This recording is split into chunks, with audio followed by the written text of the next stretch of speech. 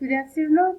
My name is Rodileni Zambrano Herrera, Faculty of Humanistic Science and Education in English, University Corporation of the Caribbean, SECAR, Barcelona's degree in English, teacher Herman Buritica. Some tips to develop the PE and physics exams. What is? The ILO's International English Language Testing System is an official English language exam that highly regarded worldwide. Its purpose to evaluate the level of English of the people take it. ILO's tips. 1. Some ILO. General ILOs. It is the one that you can take if the objective is to change your residence to an English-speaking country for reasons of work, training, or job training. 2. ILO's Academy. If your interest is to study in an English-speaking country, especially if you want to enter an undergraduate or postgraduate program. Some tips to develop the test. 1. Read the introduction several times and carefully. 2.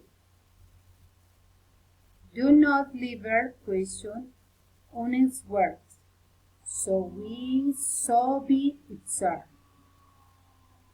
3. Control the time, since each question has a time. Don't forget the time. 4. Cambridge exams have many parts, so a wrong answer doesn't mean you don't pass the exam. Difference and similarities, PET and physics. 1. PET. It is an intermediate level certificate that is part of the Cambridge English exams. 2. At the European level, it's B1, that is the one that obtains an baccalaureate.